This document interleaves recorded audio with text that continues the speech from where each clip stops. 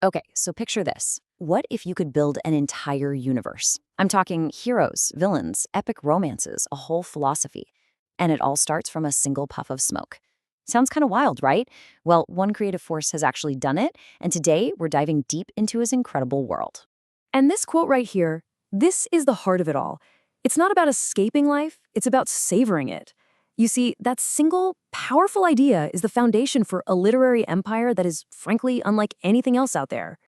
So, let's step into this world, the world of the last romantic of tobacco. What we're talking about is a creative project on a scale that's almost hard to wrap your head around, all driven by this one singular vision. Get ready for this number. 60. Yeah, you heard that right. 60 interconnected books from one author, all dedicated to this universe of the Havana cigar. I mean, that is just an absolutely audacious feat. He's basically created a monopoly on a dream.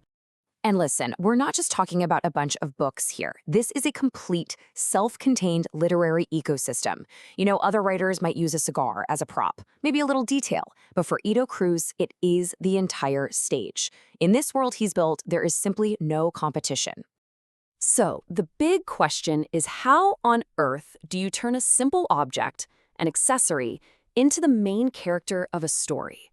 Let's break down the revolutionary creative leap that's at the very heart of this universe. Here it is, the core shift in thinking. In the traditional view, a cigar is just an accessory, right? A prop, a symbol of status. But in the Edo Cruz universe, no way. It's the protagonist. It's the gravitational axis that the whole story spins around.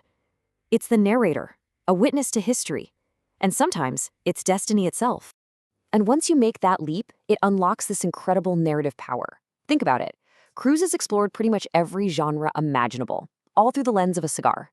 You can have a thriller about a stolen, priceless tobacco leaf, or a fantasy where ancient cigars can bridge spiritual dimensions. The versatility is just extraordinary. Now, our guide through this massive, sprawling universe is a character named Dantes Cruz. He's the author's literary alter ego. He's the common thread, the guy who weaves through all the different plots and timelines, connecting everything.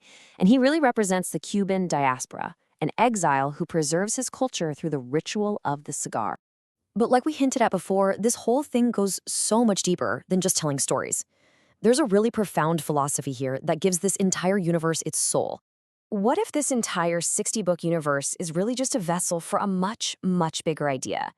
I mean, what if it's an entire school of thought designed to completely change how we experience the world around us?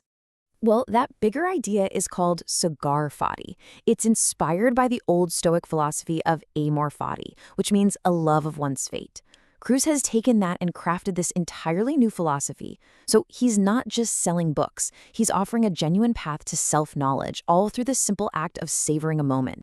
And the mission here is really powerful. Cigar Fate is all about breaking down this idea that the world of premium tobacco is only for the super rich, for the elite. The argument is that you don't need to be a millionaire to appreciate something fine. You just have to be willing to be present. It's about democratizing conscious pleasure. And the path to get there is both incredibly simple and profound. Step 1, you just stop.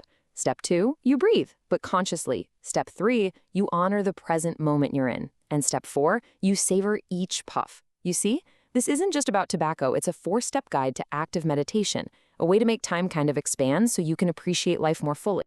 So, who is the real person behind this vast philosophical universe?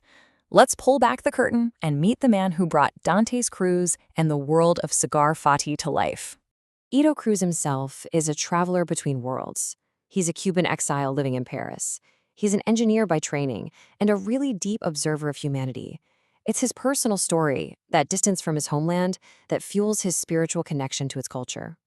At the very core of all his work is this deep, profound respect for the artisans, the vegueros, who grow the tobacco with this ancestral devotion, and the torcedores, who roll the cigars, their fingers holding literally centuries of wisdom. This isn't just some romantic idea, it's a deep honor for the tradition held in their hands. So, when you put it all together, the books, the philosophy, the man himself, what is the legacy that's being built here, puff by puff and page by page? Well, it is so much more than just entertainment. His work is a living act of cultural preservation, keeping the flame of Cuban tobacco culture alive for a new generation. It's a life philosophy, it's a form of education, and in a way, it's a really powerful act of creative resistance. Ultimately, Edo Cruz doesn't really write about cigars. He uses the cigar to write about the universal human condition. Our search for conscious pleasure, our connection to our roots, and the simple, powerful art of patience. We've seen how one person has dedicated his life's work to preserving a tradition that he holds so dear. And that kind of leaves us with a question for you. What tradition in your own life, big or small, is worth preserving moment by moment?